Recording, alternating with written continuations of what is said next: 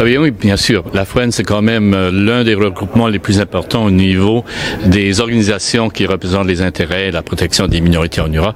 Donc, c'était pour moi, j'étais ravi de recevoir l'invitation de participer et de rencontrer les gens durant cet événement.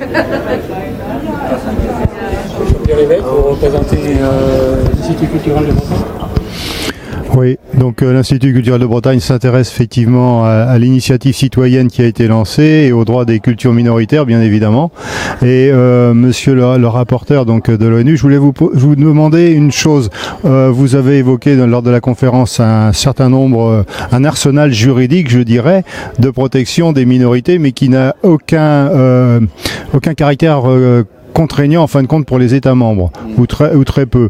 Et je voulais savoir si l'avenir donc des nouvelles directives qui vont être votées ou proposées vont avoir un rôle un peu plus contraignant pour les États membres. Je crois que je regarde vous. Okay. Je crois qu'il y a une difficulté à savoir qu'est-ce que représentent justement ces droits linguistiques en particulier. J'ai surtout parlé de droits linguistiques. Parce qu'on peut avoir l'impression que tous ces documents, tous ces instruments présentent de manière claire et sans aucune ambiguïté les droits linguistiques, mais c'est faux. C'est faux. Il y a beaucoup de nuances, il y a beaucoup de conditions. Donc, je crois qu'il va falloir clarifier quelles sont l'étendue de ces droits dans plusieurs domaines, particulièrement, par exemple, l'éducation et l'enseignement en langue minoritaire dans le domaine de l'éducation. C'est pas très clair. Il faut savoir, donc, il faut avoir certaines précisions qui soient ajoutées. Et deuxièmement, je pense que c'est important de s'assurer que certains de ces mécanismes européens en particulier ont vraiment des procédures pour leur mise en œuvre. Parce que c'est pas tout à fait vrai.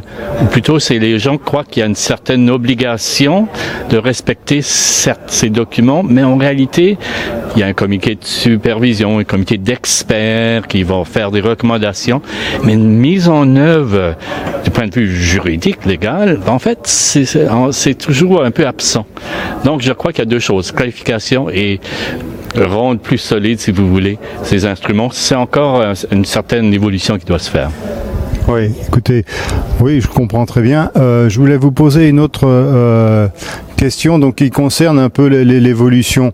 Donc, est-ce que pensez-vous que, par exemple, certains États, je ne vais pas en citer, mais certains États n'ont aucune politique ou aucune législation de protection des cultures minoritaires.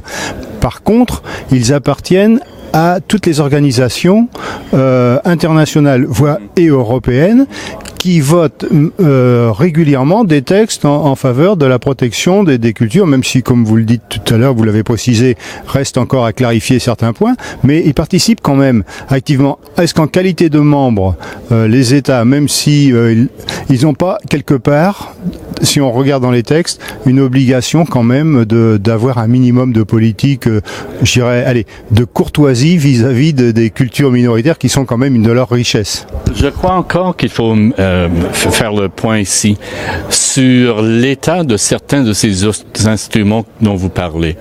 Parce que vous semblez insinuer que ces documents contiennent certaines obligations et que les gouvernements ne les respectent pas tout simplement.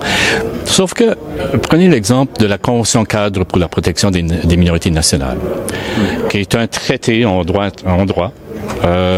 Sauf que c'est une convention cadre qui signifie qu'elle n'est pas exactement, en fait, elle n'est pas immédiatement contraignante sur les États.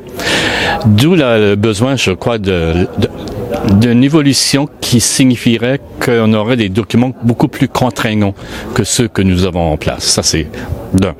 Et de deux, je crois qu'il est aussi important de savoir qu'au niveau des Nations Unies, c'est pas encore tout à fait clair quels sont les droits des minorités dans des domaines comme le domaine linguistique en particulier.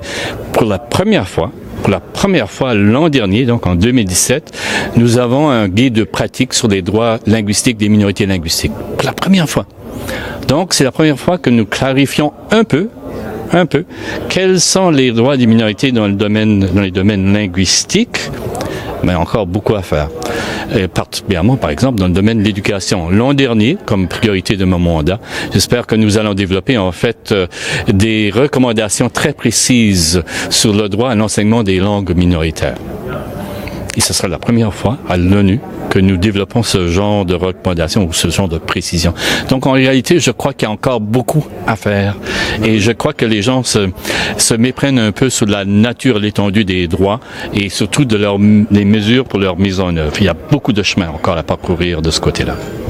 Donc vous nous invitez, et j'invite aussi tous mes compatriotes bretons à faire l'acquisition le plus rapidement possible du fascicule, enfin qui est édité par l'ONU, donc sur les bonnes pratiques pour l'enseignement des langues minoritaires.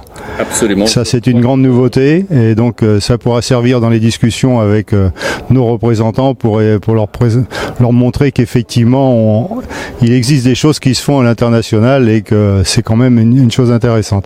Mais écoutez, pour moi, j'ai pas d'autres interrogations. En tout cas, est-ce que vous, vis-à-vis des Bretons, vous avez un message, une invitation particulière ou une recommandation à nous faire?